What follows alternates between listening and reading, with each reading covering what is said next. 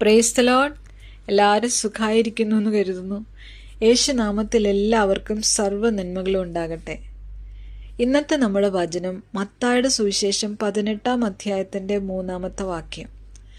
നിങ്ങൾ തിരിഞ്ഞ് ശിശുക്കളെ പോലെ ആയി വരുന്നില്ല എങ്കിൽ സ്വർഗരാജ്യത്തിൽ കടക്കുകയില്ല എന്ന് ഞാൻ സത്യമായിട്ട് നിങ്ങളോട് പറയുന്നു.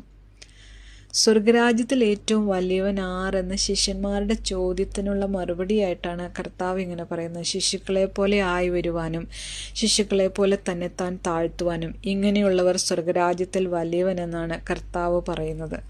ശിശുക്കളെ പോലെ ആയി വരിക എന്ന് പറയുമ്പോൾ നമുക്കറിയാം, നമുക്കൊരിക്കലും ശിശുക്കളാകാൻ പറ്റില്ല.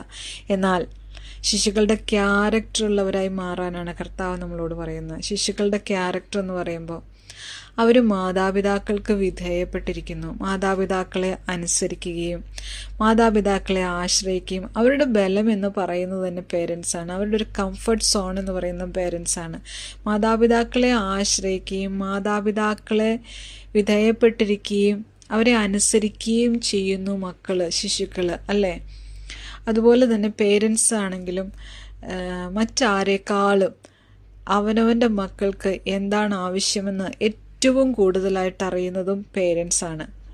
അപ്പോൾ ഇതാണ് മക്കൾ അവരുടെ പേരൻസിനെ ആശ്രയിക്കുകയും അവരെ അനുസരിക്കുകയും ചെയ്യുന്നത് പോലെ. അത് മാത്രമല്ല, നമ്മൾ കുഞ്ഞുങ്ങളെ വഴക്ക് പറഞ്ഞാലും അവരോട് ദേഷ്യപ്പെട്ടാലും അതൊന്നും അവരുടെ മനസ്സിലുണ്ടാവില്ല. ക്ഷമിക്കുന്ന സ്നേഹവും നിഷ്കളങ്കമായ ചിരിയും നിഷ്കളങ്കമായ പ്രവൃത്തിയും നിഷ്കളങ്കമായ സംസാരവും ഇതെല്ലാമാണ് കുഞ്ഞുങ്ങളിൽ നമ്മൾ കാണുന്നത്. അതുകൊണ്ടാണ് കർത്താവ് നമ്മളോട് പറയുന്നു, തിരിഞ്ഞ് ശിശുക്കളെ പോലെ ആയി വരുവാൻ.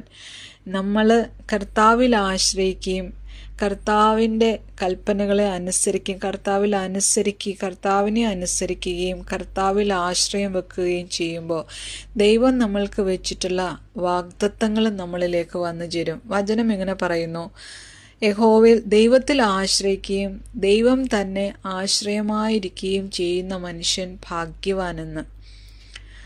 അപ്പോൾ ദൈവം പറഞ്ഞതുപോലെ, യേശു പറഞ്ഞതുപോലെ തിരിഞ്ഞ് ശിശുക്കളെ പോലെ ആയി വരുവാൻ ദൈവമായ കർത്താവ് നമ്മളെല്ലാവരെയും സഹായിക്കുമാറാകട്ടെ എന്ന് പ്രാർത്ഥിക്കുന്നു. ആമേൻ.